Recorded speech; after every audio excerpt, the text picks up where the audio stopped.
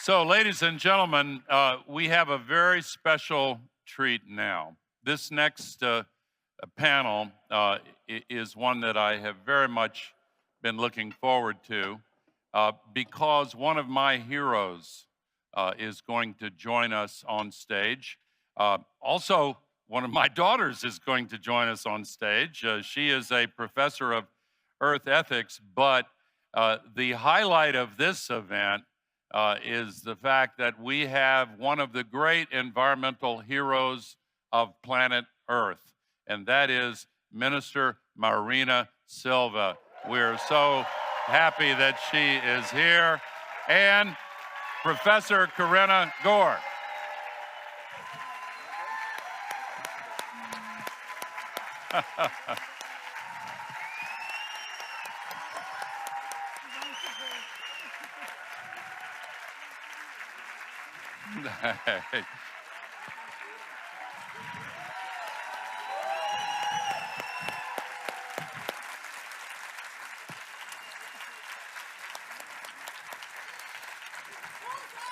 All right.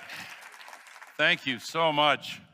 Marina, it is such a pleasure to be with you again. We have known each other for more than 30 years, and it is always a great privilege to learn from you. As you can imagine, I'm very proud to be on stage with my daughter, Corinna Gore, who is the founder and executive director of the Center for Earth Ethics at Union Theological Seminary. And the two of you were in Brasilia earlier this week. And so Corinna had said to me earlier, this must focus on Marina because she is the real hero. But I'm going to ask questions of both of you. Marina, first of all, I want to begin by asking you to share with all of us how you came up with this incredible innovation, the Global Ethical Stocktake. This is COP30. This has been going on for 33 years now. The Earth Summit here in Rio de Janeiro started this process, and it took a little time before the first COP. COP1 was, the president was a young environment minister named Angela Merkel, and before she was Chancellor of Germany. But in none of the previous conferences has there been a focus on ethics. And actually, we had to come back to Brazil before this innovation occurred, and it was your idea. So please tell us what caused you to come up with this very fresh, innovative, and crucial idea. There we go. Bom dia a todos, a Are you hearing the todas. translation? É uma satisfação estar com todos vocês e reencontrar esse querido amigo e dizer que a sua insistência e a contribuição que você dá para as presentes e futuras gerações é inestimável. Muito obrigada, estou muito honrada de estarmos aqui juntos e muito feliz de estar ao lado da Karena, porque, além de ser uma pessoa incrível, eu estou aprendendo com ela novas linguagens para comunicar, como foi discutido anteriormente, esses temas que às vezes são tão difíceis de serem comunicados, e ela aceitou coliderar o balanço ético global da América do Norte.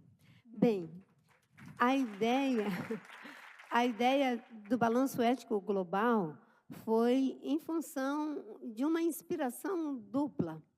Antes do Acordo de Paris, nós tivemos uma reunião que foi convocada pela liderança da COP, com lideranças morais.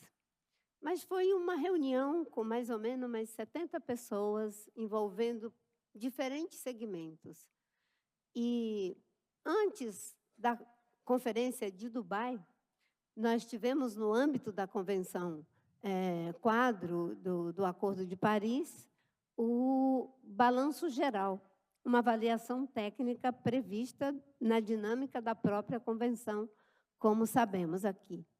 E, pensando nisso, eu disse, por que não pensarmos em fazer um balanço geral agora, atravessado pela ética? Porque a técnica, quando não é atravessada pela ética, ela, às vezes, não dá as respostas que o mundo precisa nesse momento tão difícil. Toda técnica deve ser orientada pela ética. Toda ação deve ser orientada por valores. E o presidente Lula aperfeiçoou a ideia junto com o secretário-geral. E, no âmbito dos círculos de mobilização da COP, que são 4, o Círculo dos Povos, liderado pela ministra Sônia Guajajara, o Círculo de Finanças, liderado pelo ministro Fernando Haddad, que mobilizar 1,3 trilhão para ajudar nesse desafio, o Círculo dos ex-presidentes de COP, para nos ajudar na liderança dessa negociação tão complexa, em um contexto geopolítico tão desafiador, como você sabe, e o Círculo do Balanço Ético Global, liderado pelo presidente Lula, o Guterres, com a coordenação executiva do Ministério do Meio Ambiente e de Relações Exteriores. E, em cada continente, nós temos um co-líder.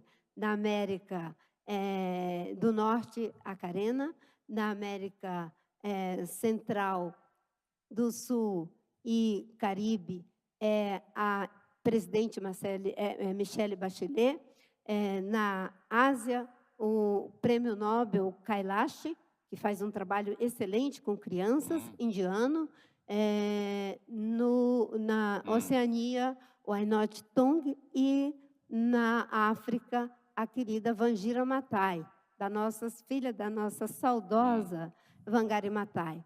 Então, esses co-líderes estão fazendo um trabalho incrível, consiste em pessoas convidadas. And in Europe?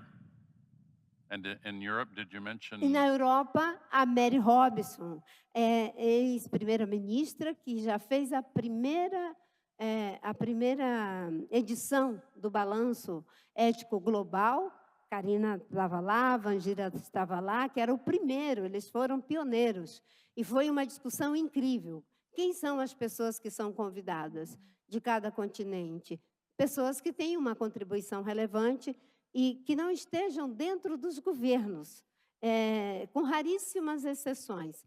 Então, são pessoas, filósofos, cientistas, mulheres, pessoas pretas, pessoas LGBTQIA+, pessoas indígenas, juventudes, enfim, estamos junto com, enfim, grupos especializados e a Unicef vendo como fazer com que as crianças também possam trazer a sua contribuição numa metodologia adequada para a maturidade emocional das crianças. Estamos trabalhando esse aspecto também. Então, o Balanço Ético Global, ele tem essa parte oficial e tem uma parte que é autogestionada, porque a demanda é muito grande. Então, se você quiser, você pode juntar 20 a 30 pessoas com a mesma metodologia, as mesmas perguntas e fazer um balanço ético que depois irá para uma plataforma. O balanço ético vai ser entregue à margem da Assembleia Geral. O relatório parcial de cada continente ao presidente Lula e ao secretário Guterres, depois será integrado e entregue na Pré-COP. Para quê? Para entregar a chefes de Estado, a negociadores, lideranças, para que tome o sentido de urgência, de que essa COP não pode mais ser uma COP só para debater, discutir, enfim, tem que ser a COP da implementação. Nós estamos há 33 anos debatendo, avançamos, tivemos ganhos, mas agora nós já estamos vivendo uma situação de emergência climática. Agora não tem outro caminho a não ser implementar as decisões que nós já tomamos.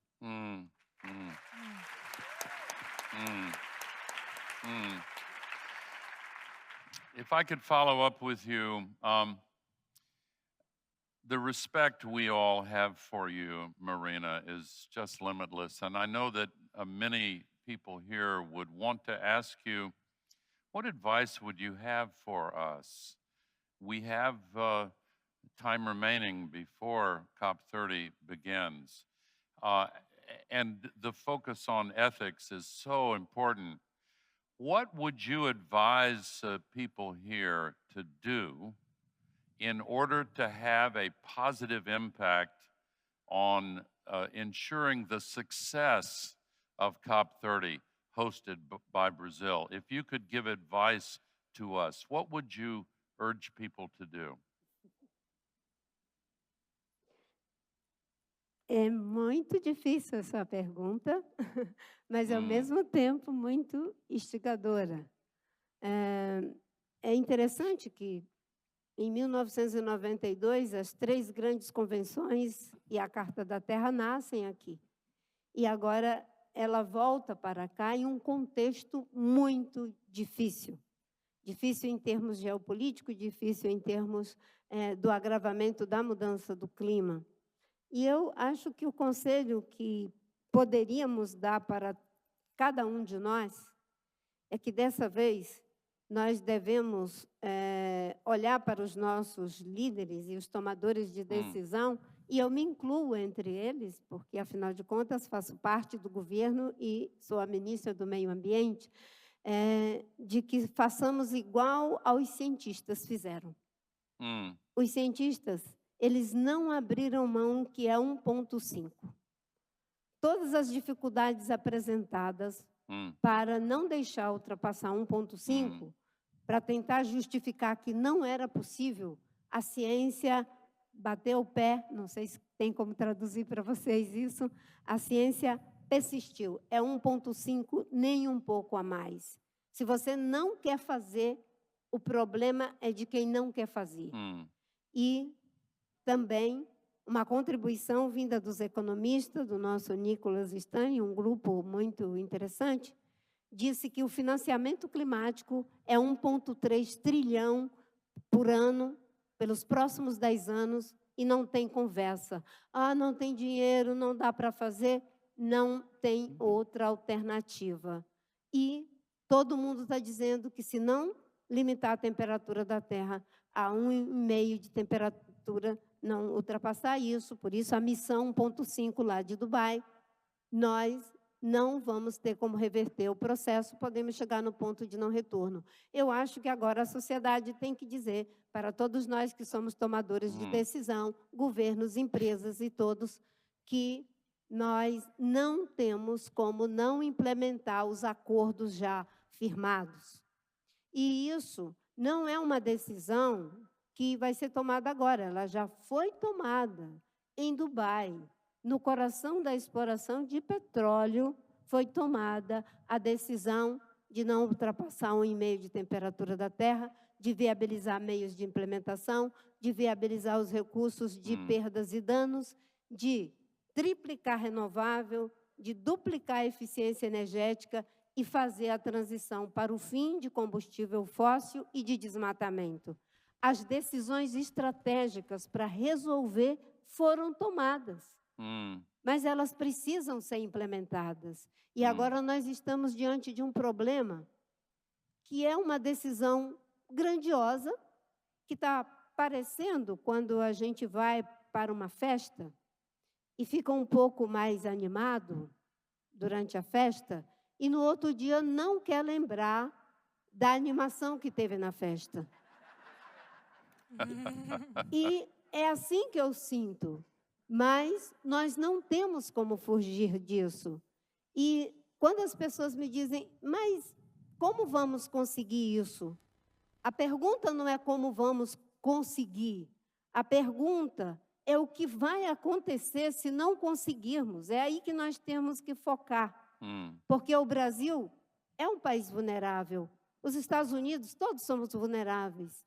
Mas você consegue imaginar o que é um rio de 17 metros de lâmina d'água ser reduzida a 17 centímetros, com uma mortandade avassaladora de peixe, como é o caso dos rios caudalosos da Amazônia? Alguém consegue ver a área mais alagada, né, a planície mais alagada do mundo, pegando fogo, como aconteceu com o Pantanal o ano passado? Ainda bem que esse ano até aqui, uma redução de 90% comparando ao ano passado dos incêndios, mas estamos começando o período quente, e uma redução de 76% de 76% do desmatamento no Pantanal. Mas todos esses esforços não serão suficientes se não reduzirmos a queima de carvão, de petróleo e de gás. A gente pode zerar o desmatamento e o Pantanal, a Amazônia, as florestas perecerem do mesmo jeito. Então, acho que agora a sociedade dá o termo de referência. Como diz o poeta e cantor Gilberto Gil, o povo sabe o que quer, mas também quer o que não sabe. E aquilo que o povo quer e não sabe que quer, quem tem que fazer são os governos, são as empresas e o setor financeiro. Porque senão nós não seremos perdoados. Mas eu sinto que há uma chance. E talvez essa COP30 deva se constituir como um marco referencial. 10 anos após o Acordo de Paris, aonde tivemos avanços com certeza e significativos, mas não suficientes. Depois de 4 países do sul global em desenvolvimento liderarem a COP. Qual é o legado que nós vamos deixar? E eu acho que o legado é lembrar dessa festa animada que ninguém quer lembrar e estabelecer o mapa do caminho para viabilizar 1,3 trilhão. Estabelecer um grupo mandatado para fazer o mapa do caminho para o fim do uso de combustível fóssil. Porque a pior coisa que tem é a gente não se planejar para a mudança. Quando a gente não planeja a mudança, a gente é mudado. O Brasil é o único país que tem meta de zerar desmatamento até 2030. Sabe por que isso foi possível? Porque em 2003 nós fizemos o Plano de Prevenção e Controle do Desmatamento da Amazônia, e que em 2 anos que ele foi retomado, já reduziu em 46%. E agora nós já estamos com um problema. Pela primeira vez na história, desmatamento por incêndio maior do que desmatamento por corte raso da floresta. A floresta está perdendo umidade, está ameaçada pelo ponto de não retorno. Então, o nosso conselho, para mim mesma e para todos nós, é: implementem o que já foi decidido.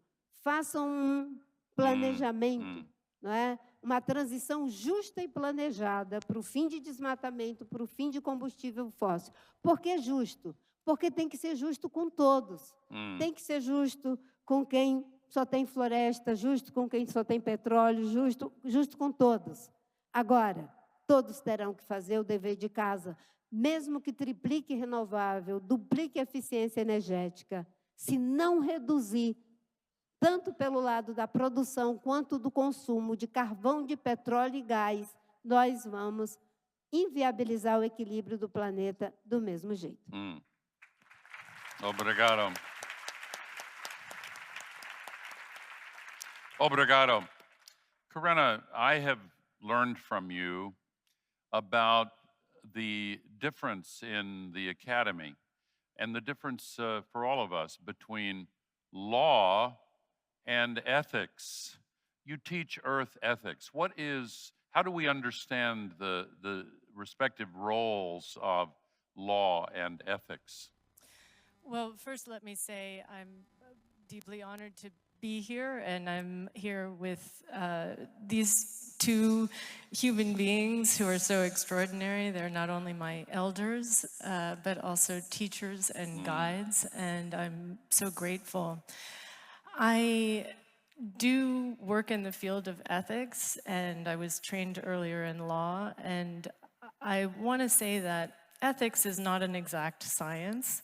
It is essentially the discernment between right and wrong and the implications for our behavior as individuals and as collectives.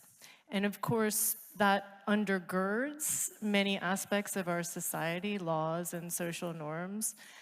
But it is most powerful when a deeply felt and more widely shared sense of right and wrong is out of step with both laws and social norms.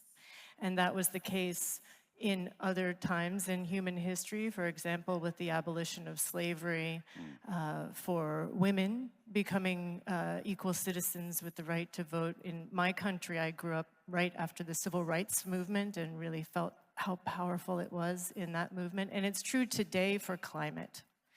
Much of what is causing the ecological destruction around the world is perfectly legal and even socially encouraged. And so we must draw deeply from wells of wisdom, from conscience, in order to make that change. And if I may say one other thing, I think the global ethical stocktake is a brilliant and timely idea to allow for us to do that. We have to think about this crisis in a very simple way of cause and effect. And a lot of the talk sometimes is around just effect. And how do we put Band-Aids on the effect? How do we spin the effect? Whose fault is the effect? But if we want to really solve a problem, as we all know from our individual lives, we have to look deeper at the level of cause. And so on the material plane, we have identified that fossil fuels and deforestation are the cause. We know that. But one of the central questions of the global ethical stocktake is, if we know all of this, if we have the solutions, why are we not doing it? And there you have to look at the deeper level of cause, which really is this illusion, a persistent illusion that human beings have, that we are separate from nature. Many people have been taught a way of thinking, a mindset, that we are separate and superior, that we can take and take and take. And it is not true. It is not the truth. And so what we can do in the global ethical stocktake is we can go at what is that human perception and behavior component of this. And sometimes it is voiced not only by those voices that have been left out, the most impacted, so the people who live in poverty or marginalization or subsistence lifestyles, also all future generations, and all non-human life, the natural world. But it's also true that there are voices from culture.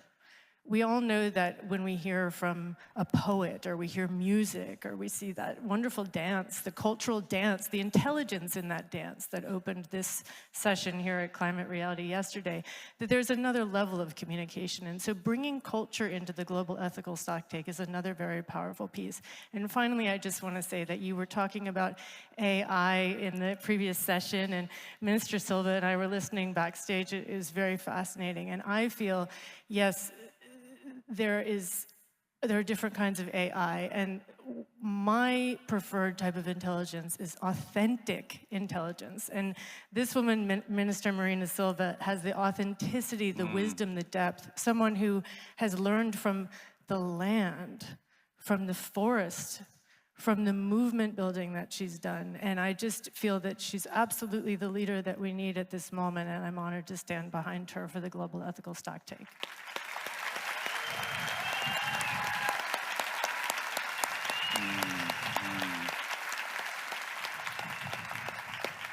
I know you began your career working with Chico Mendes and others who organized the rubber tappers in the forest, which was a way of earning livelihoods from the forest without destroying the forest. And in 1988, he was assassinated by, I don't know who, maybe they've been brought to justice, but we know that many environmentalists, including in Brazil, have been the victims of violence because of greed. What have you learned in your life's journey that goes all the way back to your work in the forest in Acre? Tem uma coisa que eu sempre repito para mim mesma, de que a vida só é vida porque ela é insistente. Viver é insistir. A cultura é insistência. Tudo que nós temos é porque houve uma insistência. E a vida é o que há de mais insistente, talvez, nesse universo. E eu, durante muito tempo, dos meus 18 até os meus 28 anos, eu vi serem assassinadas 6 pessoas do meu convívio pessoal em função dessa luta. E, às vezes, quando essas coisas acontecem, não é que a gente não tenha medo, a gente tem medo. Não é que, às vezes, a gente não pensa em desistir. Mas o compromisso, ele faz insistir. E tudo que a gente tem de bom nesse planeta e grandioso é porque alguém insistiu. Se o Luther King não tivesse insistido de que o povo preto tinha iguais direitos, nós não teríamos o primeiro presidente negro dos Estados Unidos. Se o Mandela não tivesse insistido, talvez não tivéssemos o fim do apartheid. Se o Gandhi não tivesse insistido, talvez não tivéssemos a autonomia do povo indiano. Se o Chico Mendes não tivesse insistido, talvez nós não tivéssemos hoje tantas pessoas no Brasil comprometidas com as florestas e com a Amazônia. Então, foi isso que eu aprendi, né? E eu acho que a gente está diante de pessoas jovens, como você disse ainda há pouco, e é muito bom porque estamos misturados aqui, nós, uma segunda e uma terceira geração. E essa insistência é fundamental e ela que nos renova, porque a gente tem que se dispor a fazer tudo novo, tudo de novo, novo. Não é repetição, é fazer tudo de novo, novo. E a gente faz tudo de novo, novo, em cada geração que vem, com outros olhares, com outras estratégias, mas é a gente fazendo tudo de novo, porém ressignificando essa experiência.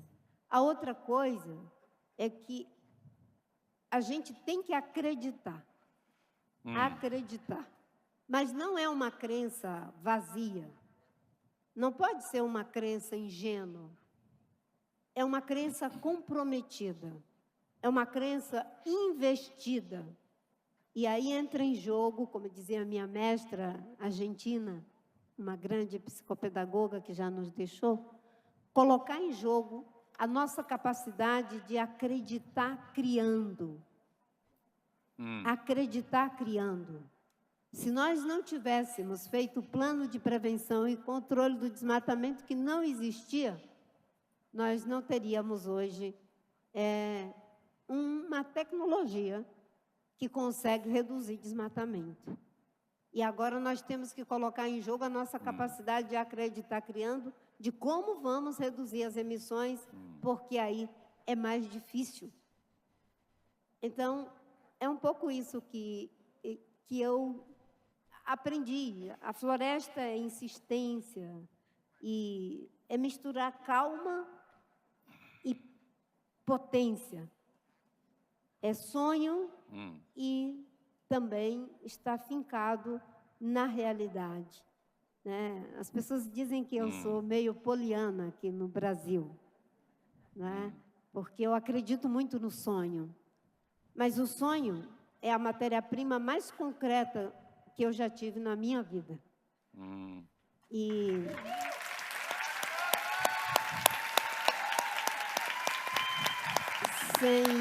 sem um sonho, com certeza, se eu tivesse sido uma pessoa pragmática, fazendo cálculo, olha, eu tenho 16 anos, eu ainda sou analfabeta, eu já vi aos meus 18 anos, aos 28, tantas pessoas serem assassinadas. Meus pais viviam num regime de semi-escravidão. Se eu fosse botar isso no papel e pensar pragmaticamente, eu vou sair da floresta, eu vou para a cidade, e eu vou estudar, e um dia eu vou estar numa mesa com tantas pessoas maravilhosas e o ex-vice-presidente dos Estados Unidos, uma das lideranças que me inspira pela persistência que tem, já a segunda geração, que me inspira também pelas novas linguagens que cria. Se fosse uma pessoa pragmática, eu teria desistido, porque esses cálculos não caberiam no pragmatismo, mas eles cabem no sonho de que a gente pode ter um mundo melhor, um mundo mais justo, um mundo mais solidário, e não um mundo que faz guerra uns contra os outros, sejam elas bélicas ou tarifárias.